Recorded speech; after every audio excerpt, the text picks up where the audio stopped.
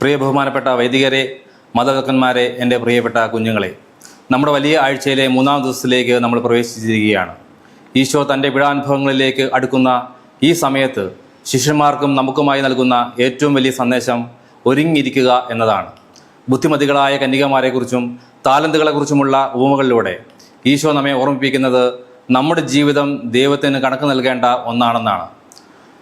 പണ്ട് ഒരു രാജാവ് തൻ്റെ കൊട്ടാരത്തിലെ വിഡ്ഢിയായ ഒരു ഭൃത്യന് ഒരു വടി നൽകിയിട്ട് പറഞ്ഞു, നിന്നേക്കാൾ വലിയൊരു വിഡ്ഢിയെ കാണുമ്പോൾ നീ ഈ വടി അയാൾക്ക് നൽകണം. വർഷങ്ങൾ കഴിഞ്ഞു. രാജാവ് മരണക്കിടക്കയിലായി. അദ്ദേഹം ഭൃത്യനെ വിളിച്ച് യാത്ര ചോദിച്ചു. ഞാനൊരു വലിയ യാത്രയ്ക്ക് പോവുകയാണ്, ഇനി ഒരിക്കലും തിരിച്ചു വരില്ല.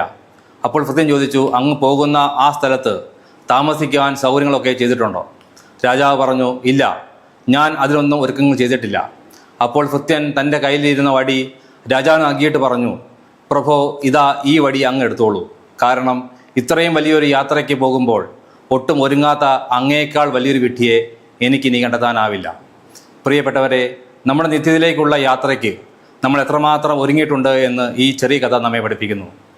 സഭപിതാവായ വിശുദ്ധ എഫ്രൈം ഇപ്രകാരം പറയുന്നു, നിന്റെ വിളക്ക് എപ്പോഴും കത്തിക്കൊണ്ടിരിക്കട്ടെ, കാരണം മണവാളൻ എപ്പോഴാണ് വരുന്നതെന്ന് നീ അറിയുന്നില്ല. നിന്റെ കയ്യിൽ എണ്ണയുണ്ടെന്ന് ഉറപ്പുവരുത്തുക, അതായത് നിന്റെ പ്രവൃത്തികളിൽ സ്നേഹമുണ്ടെന്ന് ഉറപ്പുവരുത്തുക. നമ്മുടെ വിശ്വാസമാകുന്ന വിളക്കിൽ സ്നേഹമാകുന്ന എണ്ണ എപ്പോഴും നിറഞ്ഞിരിക്കണമെന്ന് ഈ പിതാവ് നമ്മെ ഓർമ്മിപ്പിക്കുന്നു. തിരുവചനം ഇപ്രകാരം പറയുന്നു, അതുകൊണ്ട് നിങ്ങളും ഒരുങ്ങിയിരിക്കുവിൻ, നിങ്ങൾ പ്രതീക്ഷിക്കാത്ത മണിക്കൂറിലായിരിക്കും മനുഷ്യപുത്രൻ വരുന്നത്. ഈ വചനം നമ്മെ ഭയപ്പെടുത്താനല്ല, മറിച്ച് ഓരോ നിമിഷവും നന്മ ചെയ്തുകൊണ്ട് ജാഗ്രതയോടെ ജീവിക്കാൻ പ്രേരിപ്പിക്കാനാണ്. കുട്ടികളുടായി പരീക്ഷയ്ക്ക് ഒരുങ്ങുമ്പോൾ നമ്മൾ നേരത്തെ പഠിച്ച് ഒരുങ്ങുമല്ലോ, അതുപോലെ സ്വർഗത്തിലേക്ക് പോകുവാനും നമ്മൾ ഒരുങ്ങണം. രാത്രി ഉറങ്ങുന്നതിന് മുമ്പ് അന്ന് ചെയ്ത തെറ്റുകൾക്ക് മാപ്പ് ചോദിച്ചും നല്ല കാര്യങ്ങൾക്ക് നന്ദി പറഞ്ഞും പ്രാർത്ഥിക്കുന്നത് ഒരു വലിയ ഒരുക്കമാണ്. ഈശോ എപ്പോൾ വന്നാലും അവനെ സന്തോഷത്തോടെ സ്വീകരിക്കുവാൻ നമുക്ക് കഴിയണം. നമുക്ക് ലഭിച്ചിരിക്കുന്ന താലന്തുകൾ ദൈവഹിതമനുസരിച്ചാണോ നമ്മൾ ഉപയോഗിക്കുന്നതെന്ന് പരിശോധിക്കണം. നമ്മുടെ ഉത്തരവാദിത്തങ്ങളിൽ വിശ്വസ്തയായിരിക്കുക എന്നതാണ് ഏറ്റവും വലിയ ഒരുക്കം.